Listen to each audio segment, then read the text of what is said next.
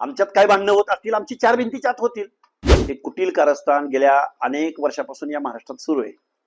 लक्ष्मण हाकेंच्या गाडीवर कधी दगड टाकली जातात, कधी महिलांना अंगावर सोडलं जातं, कधी डॅमेज केलं जातं, रात्री अपरात्री गाठून वाटेल ते आरोप केले जातात.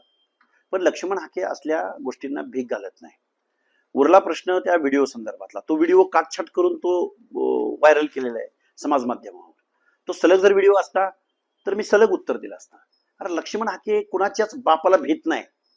लक्ष्मण हाके ओबीसी संदर्भातल्या, भटक्या विमुक्त जाती जमातीच्या संदर्भातल्या, अल्पसंख्याकांच्या संदर्भातल्या आणि याच्याही पलीकडे जाऊन SC ST बांधवांच्या बाबतीमध्ये सुद्धा सामाजिक न्यायाच्या प्रतीक्षेत असलेल्या लोकांसाठी भांडणारा कार्यकर्ता आहे, रस्त्यावर भेटणारा कार्यकर्ता आहे.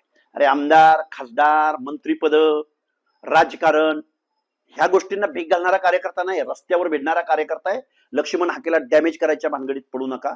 हा माझा, हे जे काही कुटील कारस्थान आणि चिल्लर चाळे करणारे लोक आहेत ना, त्यांना माझा इशारा आहे. त्या व्हिडिओच्या माध्यमातून असं सांगितलं जात आहे की लक्ष्मण दादा यांचा जे इशारा होता ते भुजबळ साहेबांबद्दल वक्तव्य होतं. हे बघा, भुजबळ साहेब माझे नेते आहेत, राहणार आहेत. भुजबळ साहेबांना मला काय बोलायचं असेल तर मी जरूर बोलेन. पण ओबीसीचं आंदोलन, ओबीसीच्या प्रश्नावर लढताना लक्ष्मण हाके कुणालाच भीत नाही ना.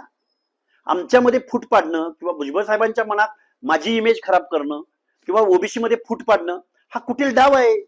हे आम्हा सगळ्या ओबीसी बांधवांना माहिती आहे. भुजबळ साहेब माझे कालही गुरु होते, आजही गुरु आहेत, उद्याही गुरु आहेत. आमच्यात काय भांडणं होत असतील आमची चार भिंतीच्या आत होतील. आम्ही सार्वजनिकरित्या काय वागायचं, कसं वागायचं आणि कसं शत्रूला सामोरं जायचं आमचं ठरलंय. त्यामुळे उगीच कुणीतरी काहीतरी अशा गोष्टी करून ओबीसी मध्ये फूट पाडायच्या भानगडीत पडू नये. महाराष्ट्रातील सर्व बातम्यांचे विश्वासार्ह व्यासपीठ, सकाळच्या सर्व सोशल मीडिया प्लॅटफॉर्मला लाईक, फॉलो आणि सबस्क्राईब करा.